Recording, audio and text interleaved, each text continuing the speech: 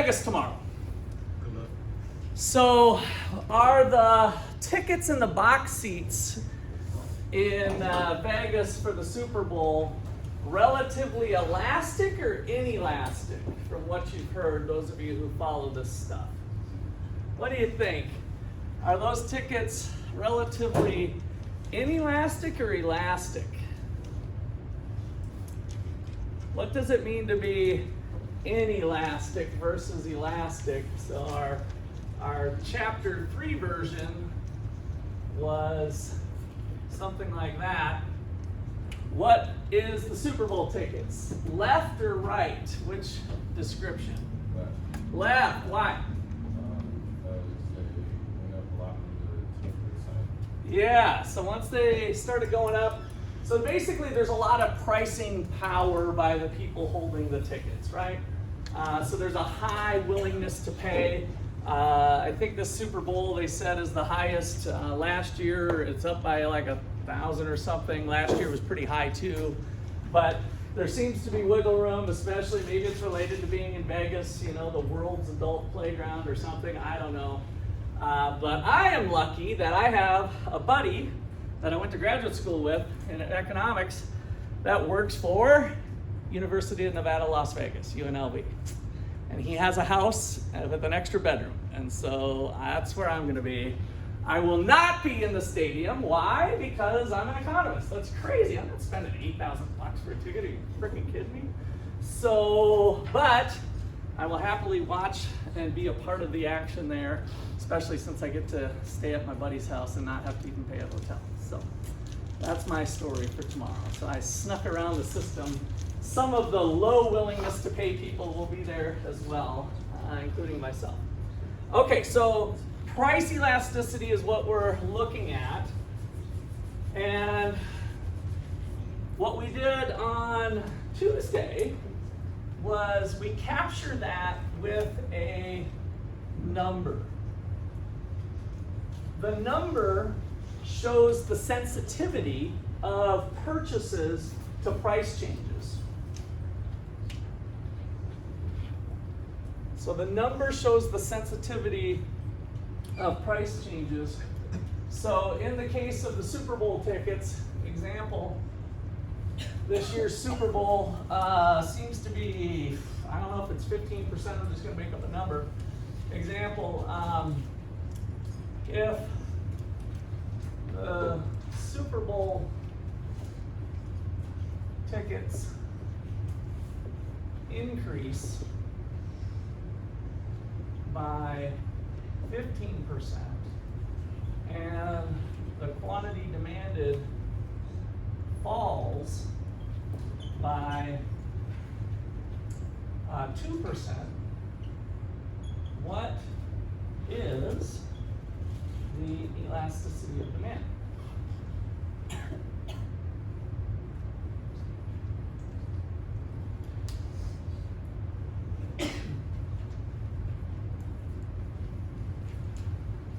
So go ahead in your notes and set it up. That's the type of question you're going to see on your homework and tests. So Super Bowl tickets increased by 15% this year and quantity demanded fell by 2%.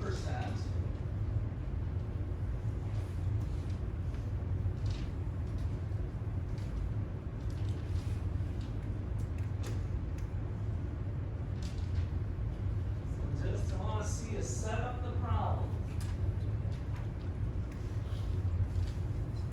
So write out the formula, just like what I have up top. And again, you're just plugging and chugging.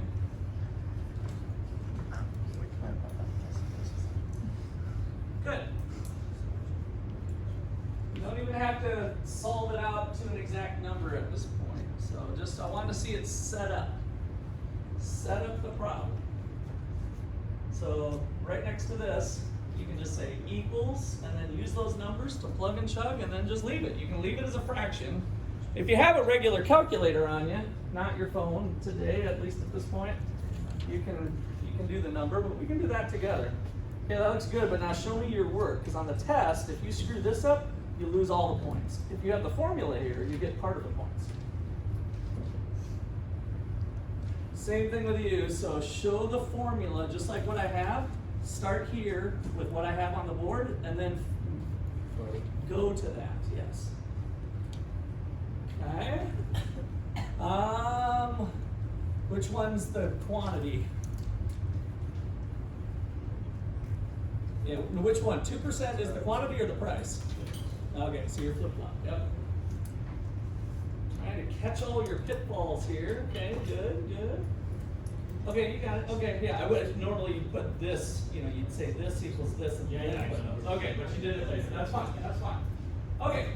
Okay, I'm glad you did it that way. So Nadia did it slightly different, and you got the negative sign? Oh, no, you're missing the negative sign, so don't forget that. Okay.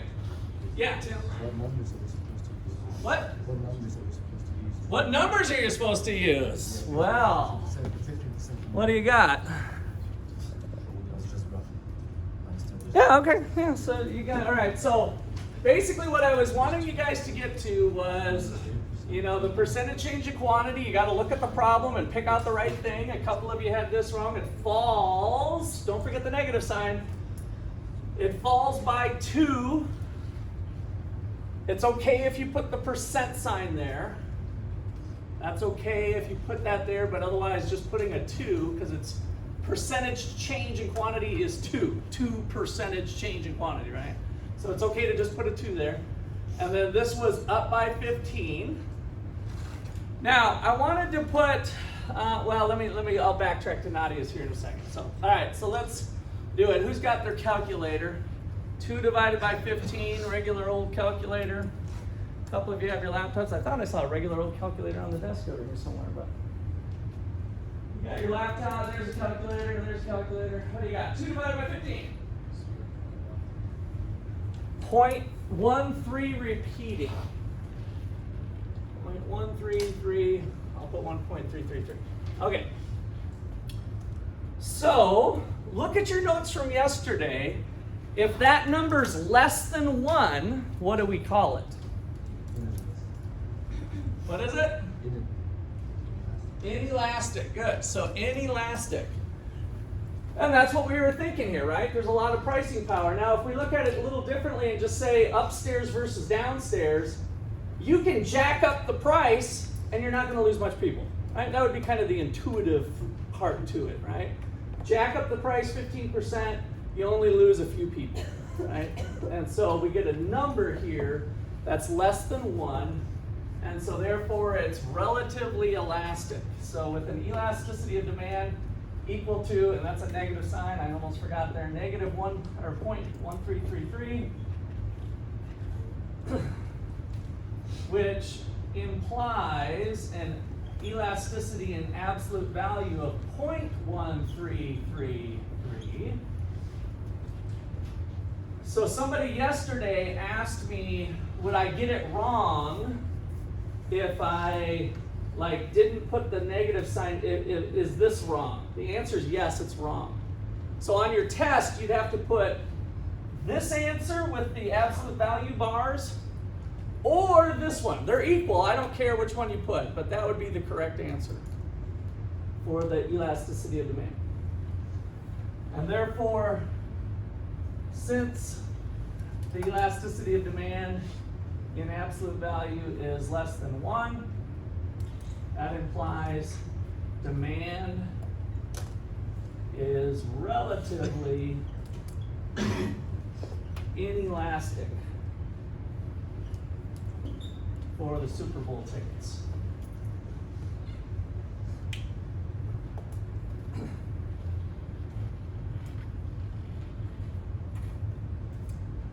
Okay, so that kind of warms us up a little bit. Any questions on that? Oh, I wanted to come back to Nadia. So, I already said, let's just put this as a note somewhere. Let's put a note.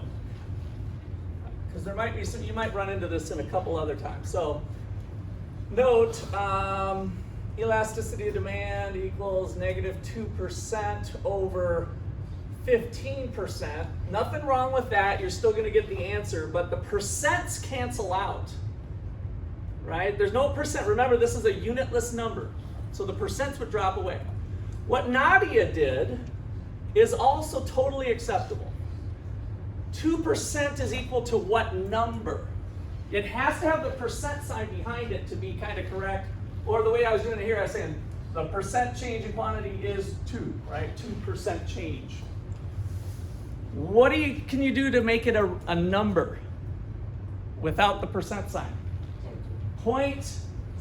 0.02. So we got to slide the decimal place over. So 0.02 is totally fine, but you can't put the percent sign then, right? Because these two things are equal to each other. This number and that number followed by a percentage sign, that's legit.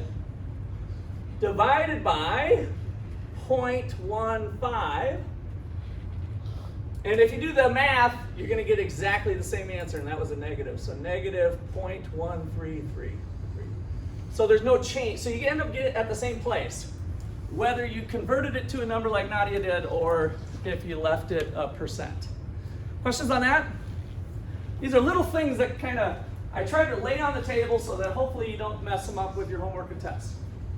I wrote down -2/15, but and then you wanted me to write out the formula, but what other numbers would you place -2/15? You wouldn't need anything, well, other than the answer, if we're getting to a decimal, if we're expressing it as a decimal. I know, but you wanted me to write out the whole formula. Well, the reason I suggested you do this, in some questions I say show your work.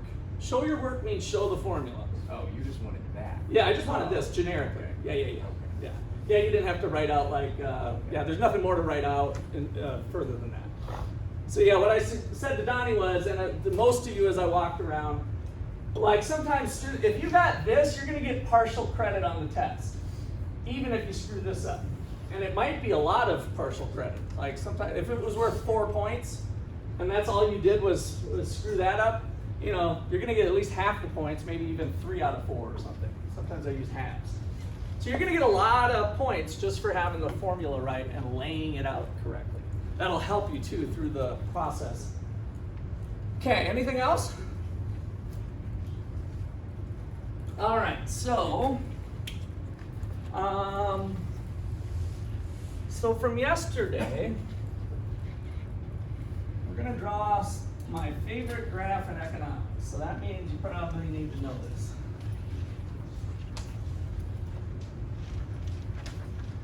So upstairs, we're going to have a demand curve, and go ahead and have it touch. It doesn't matter what the slope is, but please have it touch the vertical axis and the horizontal axis at some spot. And that is the demand curve we've been dealing with.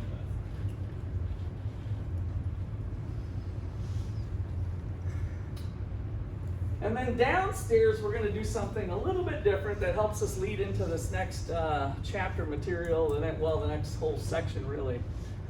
And that is to look at the total amount of spending that we did. We did a little bit of this with our beer and pizza, where we had our budget constraint. We had $10, and then how did we determine the money that we spent on pizza?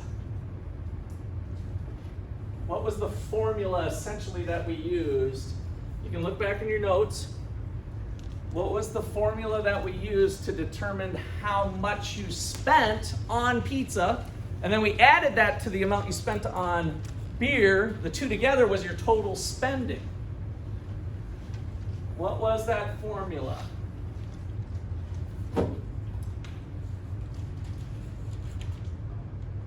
It's pretty easy. In fact, you can probably not look in your notes and just say, how do you determine how much you're spending on pizza today if you go buy a couple pizzas from Pizza Village? But Seth, go ahead. No, that was to determine the change in quantity. That was related to elasticity. This question's even easier than that one. We're actually back to the utility stuff. What did you find? Give me your name. Xavier. PP times QB plus PP times QP. Price times quantity, right?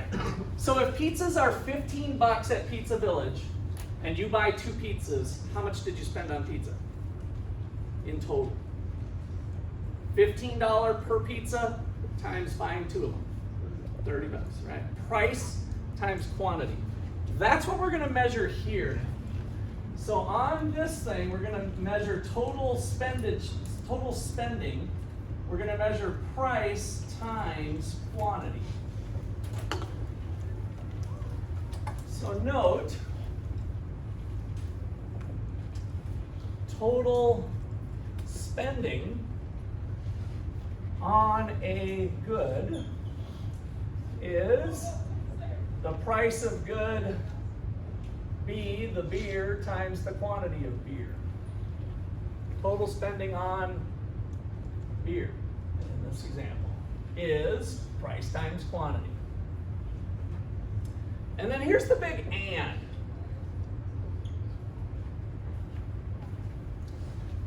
How much money did Pizza Village get from you guys in terms of total revenue?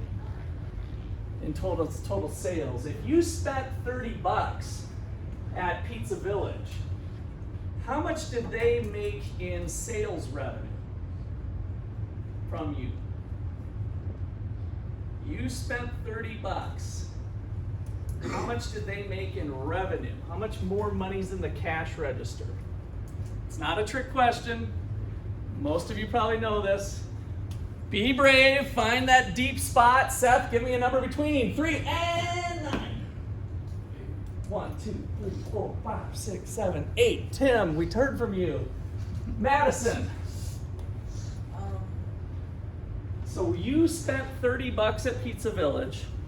How much more money do they have in the cash register? How much more revenue do they have? $30. So check it out.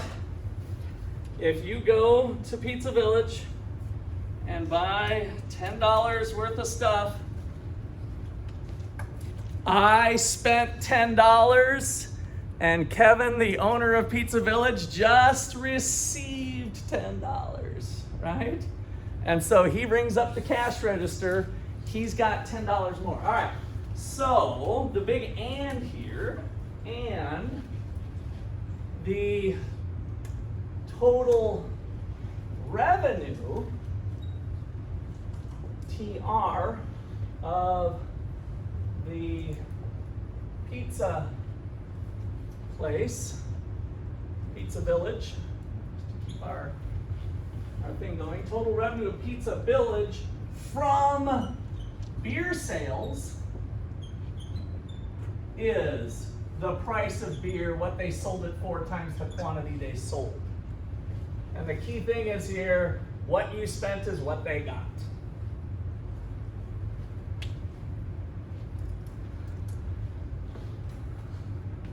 Now, is Pizza Village trying to maximize sales revenue? What is Pizza Village trying to maximize?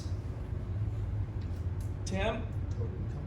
Total income. I want to be careful with the word income. I want to use a different word. It's not that you're wrong, but sometimes income's used a little bit differently.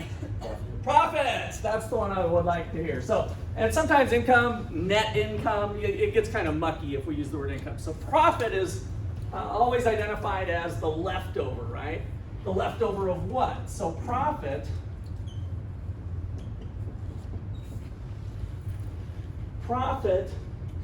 equals what? And I'm sorry, give me your name again. Cage. So Cage, let me give you an opportunity to shine here. How do we calculate profit?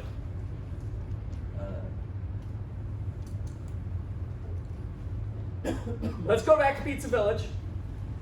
We know that they got money in the cash register. What else do we need to take into account to make it profit, to calculate profit? How much they spent, the costs, right? So profit equals total revenue minus total cost. And this is where we're going to go really for the next 3 weeks, pretty heavy and hard here. And so what I want to connect the dots on is we're starting to build a case now that this is part of the profit equation, but it's not everything. Pizza Village just doesn't care about sales. If you wanted to just sell a bunch of pizza, charge $1 for it. Do you think we'd all be running to Pizza Village if we heard sale, $1 pizza, back to back to 1917 pricing or whatever. If they, so then all of a sudden we'd have a bunch. So that's not their goal, is to just sell quantities of pizza. They want to look at the balance between revenue and cost. Okay, so now we're on to something. All right, so I'm going to leave this as total revenue. We've already said total revenue equals spending, but we're measuring the revenue function for the company, which is also the spending function for the consumer. And so this quantity here, let's just say it's 1,000. The reason we've got these stacked up is that we are connecting them vertically through the quantity.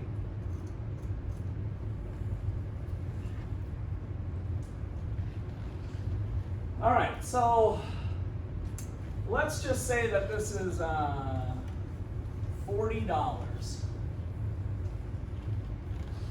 If Pizza Village charges $40 per pizza, how many do they sell? 0. What's their total revenue? 0. Right? They sold 0. 40 times 0 is 0. So we got 1 point there. If Pizza Village charges 0, a price of 0 for their pizza, that sounds like a pretty good deal. How many will they sell? 1,000. What will be their revenue? 0. 0 times 1,000 equals 0. So this is another point on the revenue function. Okay, so now we kind of have the two endpoints of giving it away for free, charging such a high price that nobody buys it, and then the good stuff is in between. So in between, as we start to raise our price in the elastic part of the demand curve, so in the elastic, so remember from your old picture, this was the relatively elastic range. So even if I charge $1, if I increase my price from 0 to 100, do people still find that's a pretty good value? Yeah, right? So I raise my price and people are buying a ton. Like we sell 900 pizzas at $2, right? So we're still buying $1. So this number is really a lot bigger than 1 because the upstairs is bigger than the downstairs, right? So over this range, we are having a big response to our price changes. We're still selling a lot of pizza. And so if the quantity response is huge, then we're going to have, and even if the price response is going up, the quantity response is going to overwhelm it, right? So we're going to have both, I'm sorry, I went the wrong direction. We are dropping, if I'm starting this way, we're, I guess I was coming this way. So we were increasing price. I've never done it this way before, so bear with me. I think that'll hopefully make sense at the end. So I raised my price from $1 to $2. What kind of percentage change is that roughly? Like almost 100%, right? From $1 to $2. And my quantity response is pretty small. And so we are in the inelastic range. My brain was doing this one up here, if you can't tell. So this is the relatively inelastic range where this is 100%, this is just a 2, right? Kind of like what we have, 0.133. So the quantity change is still relatively small because it's cheap. So make sure you correct my mistake here and put inelastic. I don't know if you want to just do this since you guys have paper. Inelastic range. It's in your notes correctly on the day before. And so we keep raising our price and revenues are going up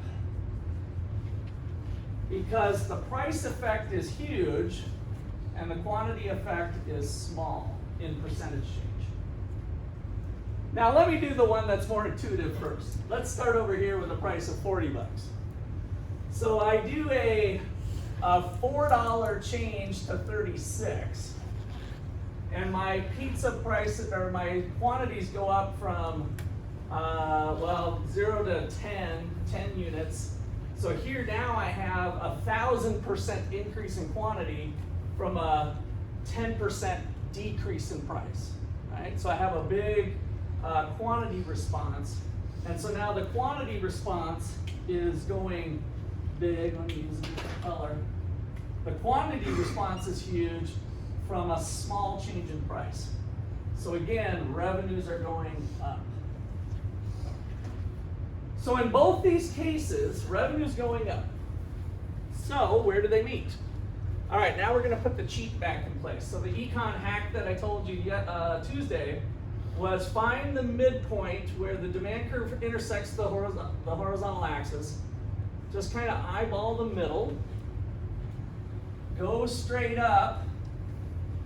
And what was true about the elasticity and absolute value there? Daniel? It equals 1. It equals 1. So it was called unitary elastic. And what that point is where the upstairs and the downstairs are equal to each other, right? 10%, 10%, 5%, 5%. So you're getting a similar response. That then shows the peak of what I call revenue mountain.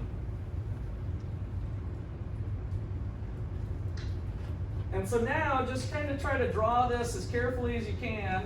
It's not a big deal if you screw up, but revenue mountain looks something like that.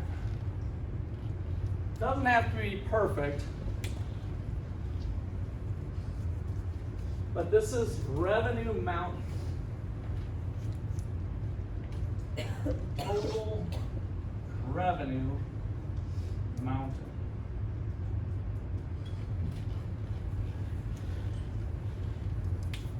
And then as you have in your notes correctly from Tuesday, this numbers are all greater than 1 in absolute value, and this is the elastic range.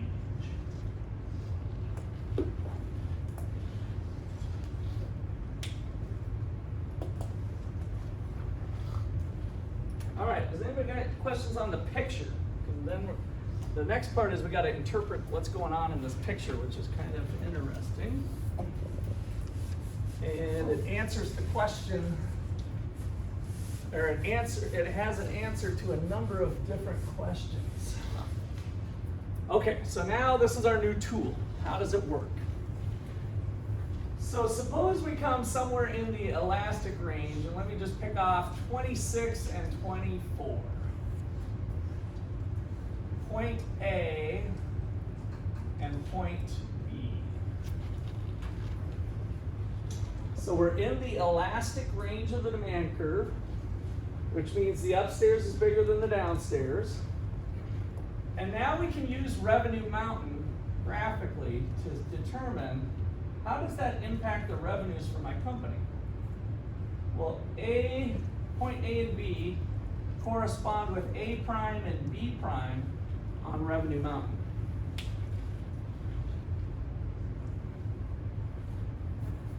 And so over this range, when the company cuts their price, what happens to total revenue? Does it go up or down? It goes up, right? And so that's the neat part about this graph, is that we're going to move this way on the demand curve, decreasing price, but we're actually increasing total revenue. So let's write that out. So note, in the elastic range, a decrease in price leads to an increase in total revenue. Question? Is this like how taxing worked out, where they charged less taxes, they made more money? No. No?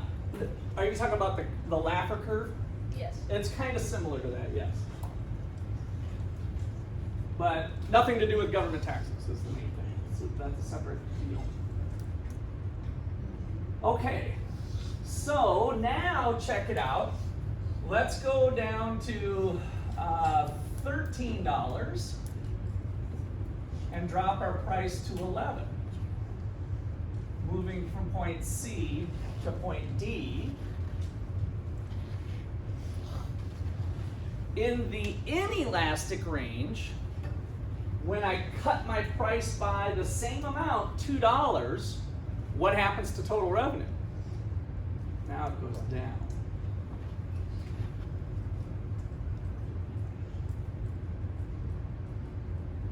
So point C and D correspond to point C prime and D prime on Revenue Mountain, and a $2 price decrease leads to a decrease in revenue.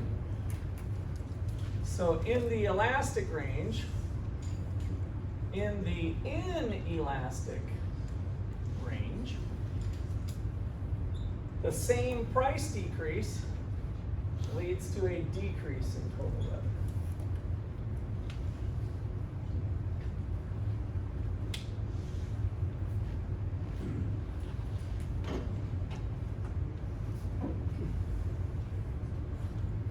Okay, so from this analysis here, let's ask a question.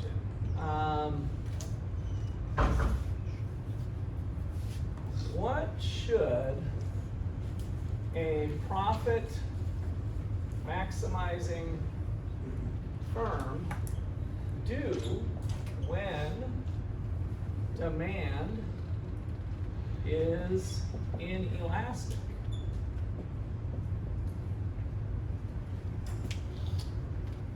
Tim? Raise the price. Raise the price. Why? Because quantity will go down, but the price will be that high. So the total revenue will rise. Total revenue will rise, good. So that's actually just half of the argument though. So it gets better, but you're right on. But our business isn't here to maximize revenue, so that's where I want to be careful. If it's like the price is, if they raise the price, Yes. so they will get more, like, they are going to, they have like some cost, but they can't like, So what happens to cost? so the cost, they When we produce less, as Tim said correctly, quantity goes down, so let's not forget down here, which is true on the demand curve too.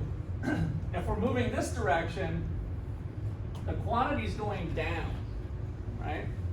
So what's happening to the costs? like they are going to search for more money, so they can, like, the cost is going to, I lost it. Okay, that's fine. Let's go back here, Anthony, right? Costs will go down because you're making more, or you're making less. Because you're making less, yes. And we're going to spend a lot of time on that later. But so we get this double whammy that's good. What Tim said is correct. Revenues go up, but what Anthony said is correct too. Costs go down. Is that a good position to be in for a business? Revenues climbing and costs declining. Yeah, right? All right, so what should a profit maximizing firm do when demand is inelastic? They should increase price because there'll be an increase in total revenue, and with less quantity,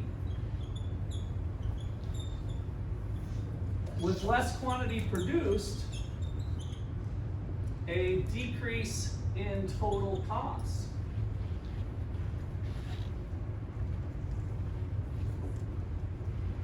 What's that? So it's a double whammy of goodness for the company. What is what? What's the first word repeating price going up? This one? Yeah. That is because, and I so wish I would have, you guys, long before text messaging was even invented, 25 plus years ago, I invented cuz as a shorthand for because. If I would have only patented that, I would be rich beyond my wildest dreams. But I didn't, and so now the world just shares it as a shorthand.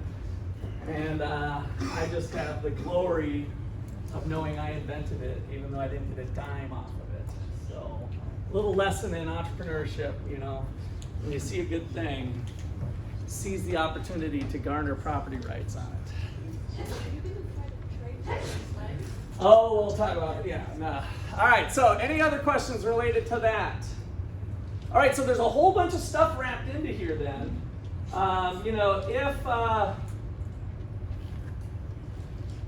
if revenues went up when price went up, what was demand? Elastic or inelastic? So revenues went up when price went up. Is demand elastic or inelastic? Revenue went up when price went up. Daniel? Inelastic. Inelastic. That's the one we just did. So if revenues went up when price went down, we're in the inelastic. So you can kind of tell a whole bunch of stories related to elasticity and the connection of revenues now as it relates to the firm or spending. Okay, anything else there? All right.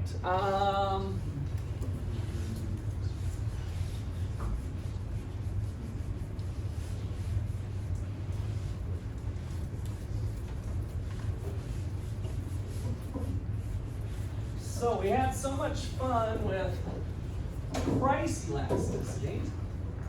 It turns out we can do elasticities for just about anything. So for income, so what about income and purchases? So income was one of our demand shifters. So I wasn't sure if I was going to bring the golf club, and now I did. So if this is beer and beer is a normal good, when income goes up, does this move to the right or to the left? If income goes up and it's a normal good, to the right or to the left? To the right? People buy more normal goods. And so we can create an elasticity for income as well. So the income elasticity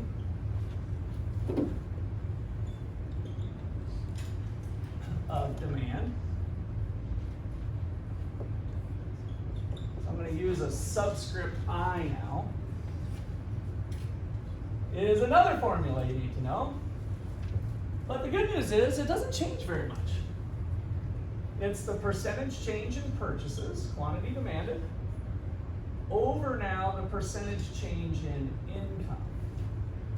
So instead of using price, we're just going to measure consumers' sensitivity to income.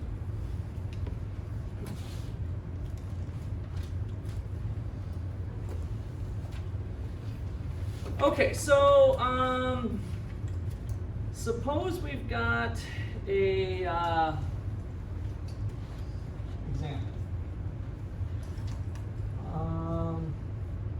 Suppose that the income of Ottawa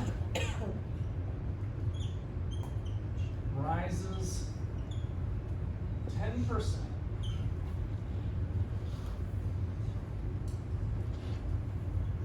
And sales of good X fall by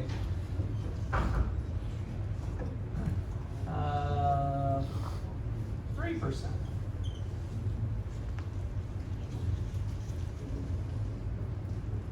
What is the income elasticity of demand?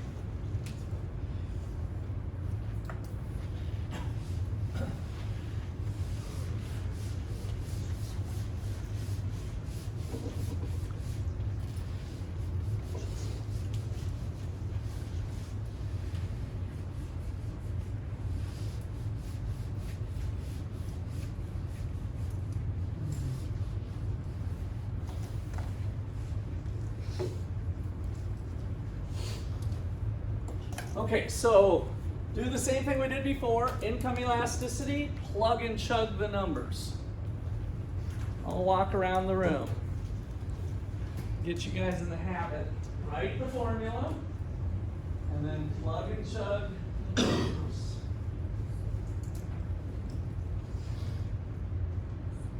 Again, don't worry about solving it. Just kind of set the problem up for now. And you can put a number if you got it off the top of your head or if you got a calculator in front of you. So, okay, good. Looks like everybody's back on track. You're getting the hang of it pretty fast. Good. So the income rises by 10, and so we get 3 over 10 equals 0.33. And then there's a few more 3's added onto that. Would it not be negative 3? What is it negative? Did you all have negative or is it positive? I've seen a lot of negatives. Simon? Wouldn't it just be Negative negative? 0.3. So yeah, you're saying the negative. So what did I screw up here? What did I miss? Which one's negative? The 10 or the 3?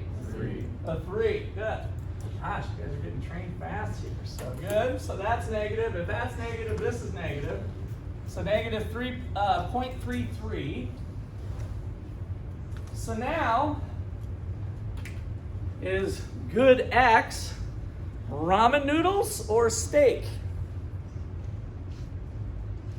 What is good X? Simon? 0.3. 3/10. Yes, it is. Thank you. That's where your 0.3 was coming from. Yes, I was doing it. I had something else on my mind there.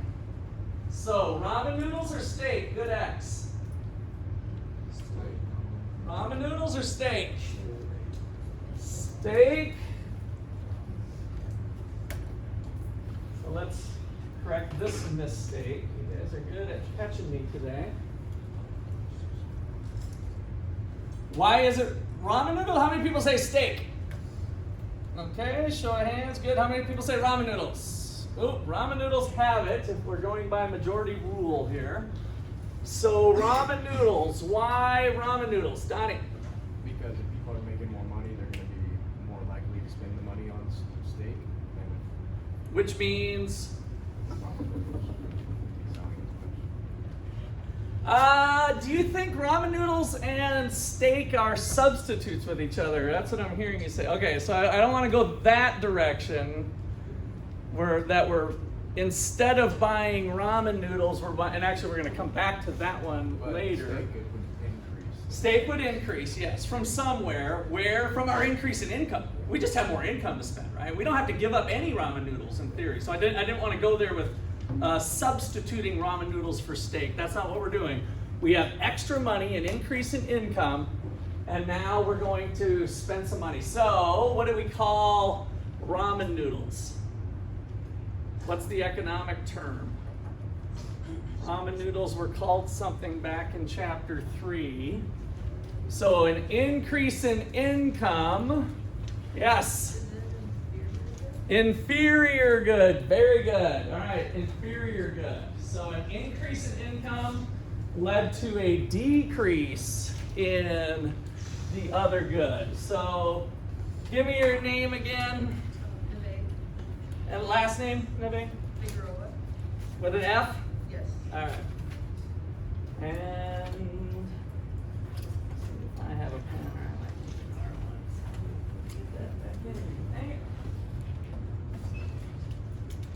All right, Jesse, can I borrow your pencil that you borrowed from Donnie? Sure. The extra $3 borrowed pen. No, this is borrowing, not loaning. All right. Neve. +1. All right, very good. So we got an inferior good. And so how do we know if, like, all of a sudden you just said, instead of giving you all this, all you got for the problem was, suppose the income elasticity is this number. Is this good an inferior good or normal good? What gives it away that it's a inferior good? Yeah, Valentine? Nope. You're heading the right direction. It's negative. That's the thing that gives it away. it's negative. Income goes up, I buy less ramen noodles. So that results in a negative sign. So when we have an income elasticity negative, we know it's an inferior good. So what if, let's just do example number 2. Increase of income of 10% leads to a increase of good X by 20%.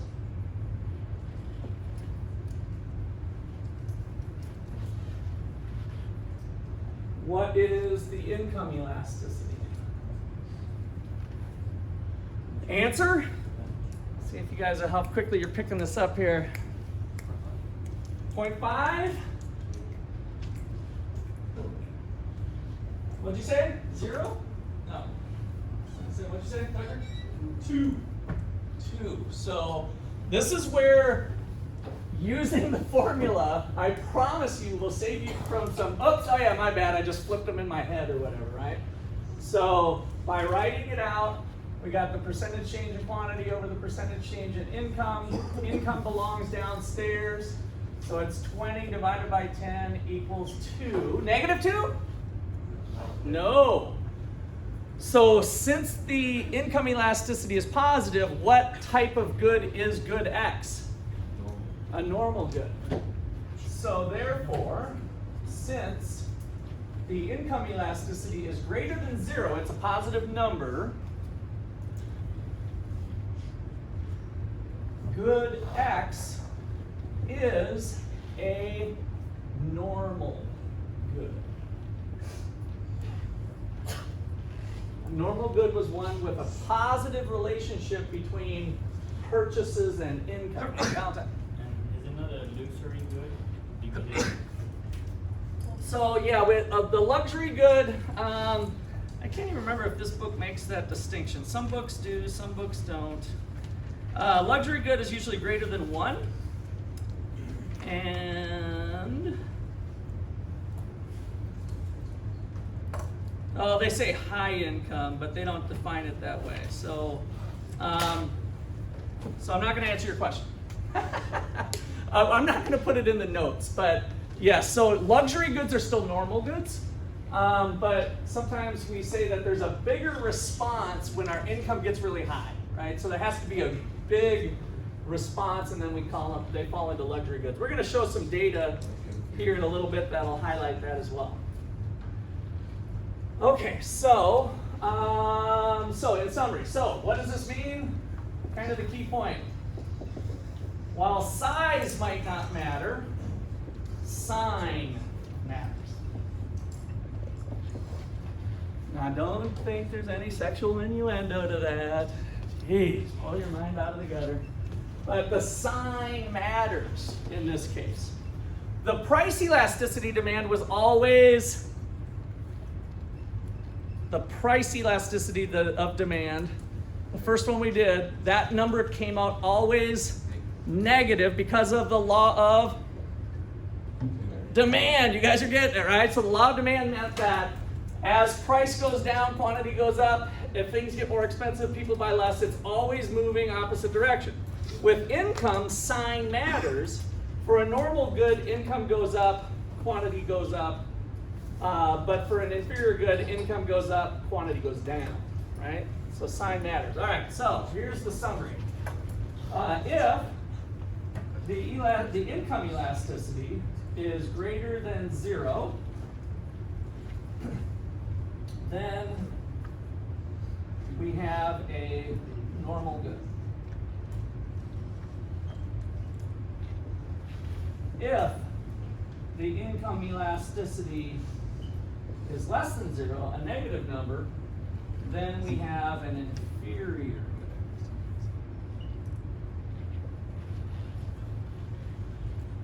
And then we have one more to add on here. What if it's equal to 0? So if the income elasticity is equal to 0, what would that say about the good?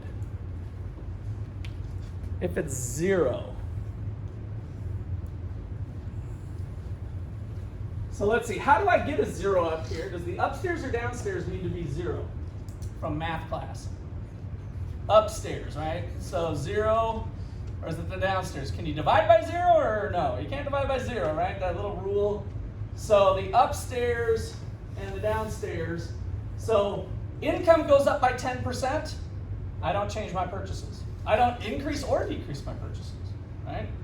So if it's close to 0 or 0, then it's not related. The good is not related to income.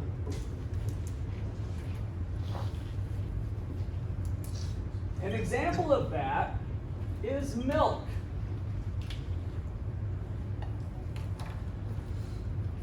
If you are making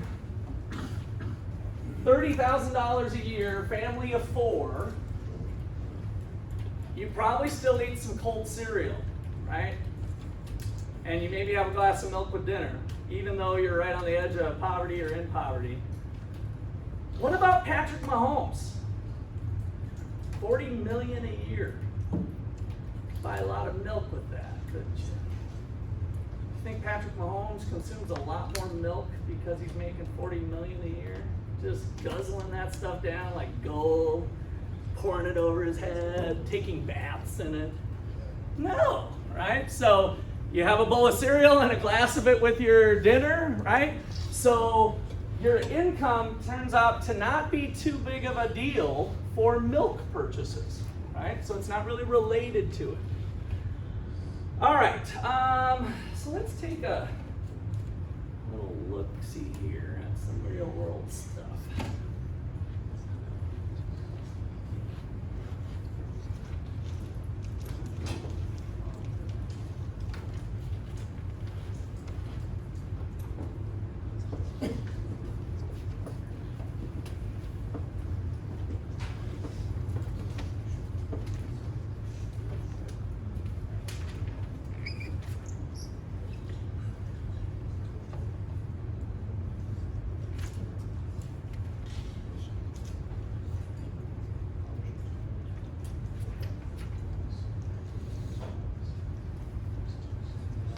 Okay, so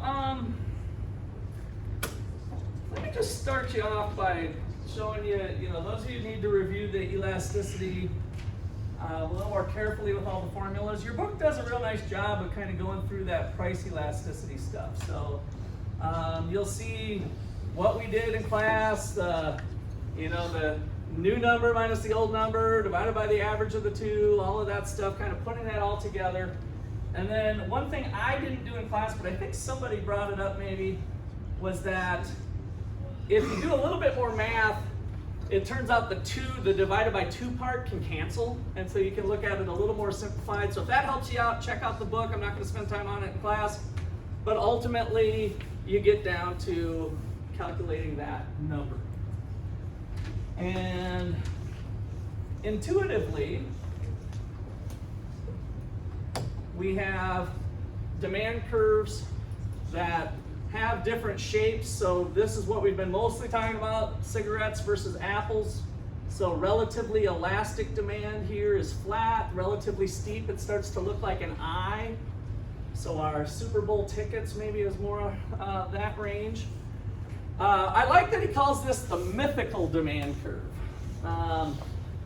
because we can think about, you can charge whatever price you want, but that's not really true, right? I mean, there's some price that people will start to buy less. You can't charge $1 trillion for even a big bag of cocaine, right?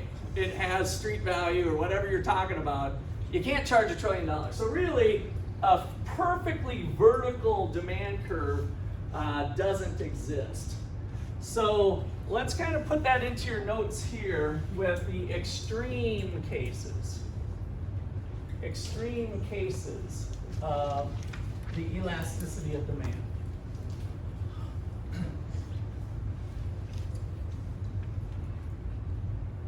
So one is, let's put 2 graphs side by side with each other. We'll put the mythical one up as perfectly vertical. And then over here, I want to put up another one that's perfectly horizontal.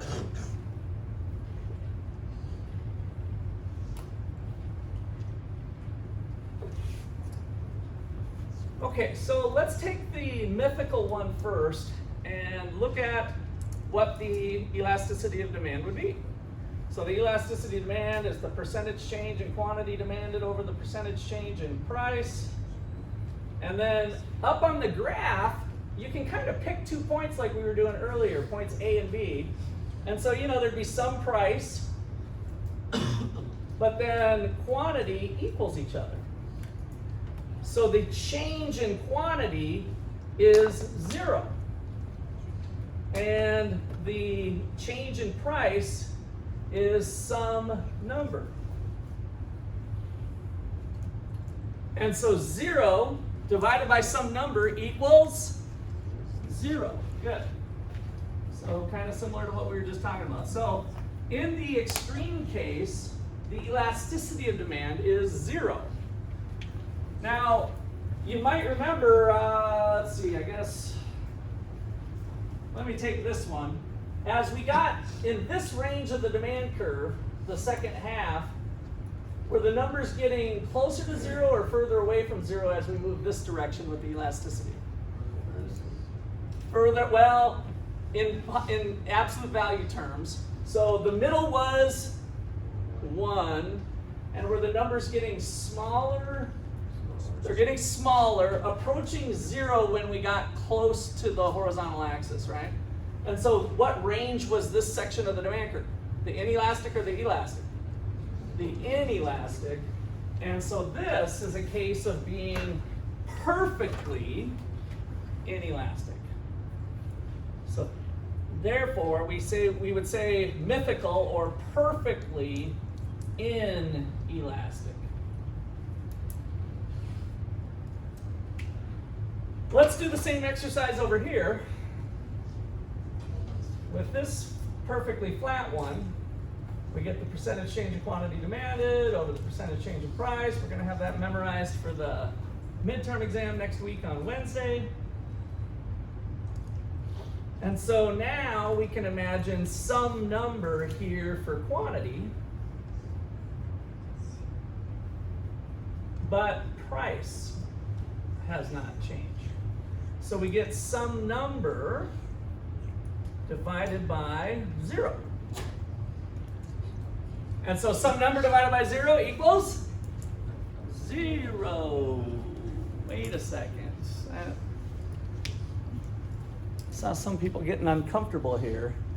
What did our 5th grade math teacher teach us? Yeah, you can't divide. I had Mrs. Von Berg was my 5th grade teacher. We called her Mrs. Von Bag. Poor Mrs. She was really nice, but I was a 5th grader. What can I say? Make up names for people. And so Mrs. Von Bag said, you can't divide by 0, right? And that's just the rule, right? And somebody said indeterminate, right? So it doesn't work to divide by 0. But you guys are in college now. So I want you to divide by something that's really, really, really close to 0. Like 1/1,000,000. So we're going to take some number divided by 1/1,000,000. And I see some of you, that's not close enough to 0, 1/1,000,000. So snug a little closer. How about 1,000,000,000? Some of you still seem uncomfortable. Get a little closer. How about 1,000,000,000,000? The closer you get to 0, what happens to the whole expression of 1,000,000, 1,000,000,000, 1,000,000,000,000? If we solve this problem of a fraction divided by a fraction, what do I do to the downstairs to solve for it? Flip it and multiply it times the numerator. So it's some number times 1,000,000,000, some number times 1,000,000,000,000, some number times as big as you want that number to be. What do we call that? Infinity. The infinite realm. You guys just did some calculus. How many of you had calculus class? Okay, 2, 3, 4 people. Well, all of you just got a little dose of calculus. That's the last calculus we'll do in this class. I promise you don't need to know calculus. But you do need to know that this situation means we have an infinitely elastic demand curve. And we will come back to this concept later. So this flat demand curve is perfectly elastic. Perfectly elastic. Well, what kind of curve would that be? That's this last one that he put on here. The demand for Farmer Jones wheat. So Farmer Jones wheat is identical to everybody else's wheat. And so Farmer Jones' demand for his particular wheat is equal to the market price. And so it's literally perfectly elastic at the market price. So that one is not mythical. This one has some applications that we'll use later. All right, so any questions on that? We get a question. That, you already answered that. Okay. So here's some real world stuff. So why do economists calculate this stuff? So check it out. Inelastic, does that make sense? Salt? If the price of salt doubles from 50 cents to $1, are you like, I'm not buying salt no more? No, right? So salt's plentiful. You're still gonna buy the same amount of salt. So salt has relatively inelastic demand. Matches. Short-term airline travel. If you have to go to travel somewhere in a week, what's it usually for? Like you weren't expecting it. It's business, or if you're a consumer or a household, who died, right? A death in the family or some event in the family. And so are you worried about shopping airline tickets when you need to get home and care for your loved one? No. $200, $400, $500, it's gonna cost what it's gonna cost, right? So that is kind of airline travel. Gasoline, tobacco, legal services in the short run, dental services. So we got a whole bunch of things here are in that category. And then here's the unitary ones. So movies, shellfish, oysters, private education, tires. So we're pretty unitary on that. And then elastic. So if you lose your job, what do you quit doing? If you lose your job, maybe that's a bad example because losing your job means probably income elasticity a little bit bad. But which one are you going to be more sensitive to? So restaurant meals, you're going to go maybe fast food. Restaurant could include fast food, or just stay at home and eat, right? So restaurants can't jack the price up on you too much because they're going to lose some customers if they do, especially if we look at a particular one. Foreign travel, airline travel. So here's some of the numbers. iPhone apps, find that they're pretty elastic. So how much are most of your apps that you end up purchasing from the iStore? For a lot of them are free, but if they have a price, what are they a lot of times per month if you have a subscription?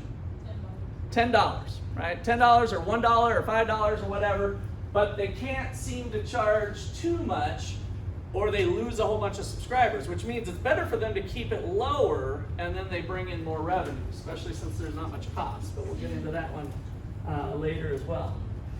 Okay, so those are some real world elasticities. I have a question. Yeah. How is the hospital in California elastic? So elastic, where are they going? If there's an increase in price, then people are saying, forget that, I'm not staying in California. You're freaking kidding me? They raised the price that much again? Where do you go for your health care? What's 3 hours away? Texas is probably a little longer, but what's 3 hours away from Cali? Phoenix, Nevada, whatever. You just go across state line and you can get health care somewhere else. It's like long term. So, and part of that is like where the pricing is now, right? So when we showed the demand curve for healthcare, if prices are currently higher, you're in more of the elastic range, right? So healthcare in California is at that higher range, and so they're more elastic. than relative to other places. That make sense? Yeah, I guess I just didn't think about it. Yeah, no, that's a great question. Great question. Okay, and then in your book, I just wanted to show you, they don't give you the picture, so that was Russ McCullough bonus material. They would have you memorize this table. So they're going to talk about it, but my whole revenue mountain thing, I talked to Jim Gortney before he passed away, and I said, you need to get revenue mountain in there. But, so now we didn't get a chance to make those edits yet. So we'll see if, they were asking me for some input on the next edition coming out, but I don't know how that's going to all shape out. So I like revenue mountain, but otherwise this is telling you the same thing. Price elasticity of demand, if we're in the elastic range, if we raise the price, it's going to cause revenues to decrease. If we increase the price, it's going if in the elastic range, if we increase the price, it'll cause them to fall. Impact of lowering price. Sorry, lower price, raise price, increase, decrease. It's the whole flip-flop thing. All right, last thing. Still got a solid 2 minutes here. I might even let you out early if you don't squabble too much. Income elasticities. Positive number means normal or inferior. Normal, so we're buying more of this stuff, except this one, margarine. So when income goes up, what do people tend to buy? Butter. So margarine is a butter substitute. Studies show it's not quite as good for you as butter, right? But it's cheap. So when your income's low and you got to get some of that flavor, you might just go with margarine, but otherwise that tends to go away. And then Ottawa University. All you rich kids in here, right? So income goes up, you buy more OU education and less state school education, apparently, is what the data shows here. New cars. Brand new cars are income sensitive, right? High income elasticity. So your income goes up. Alcohol. Getting a little bump there with that. All right, we'll call it a day there. We'll see you tomorrow. That pretty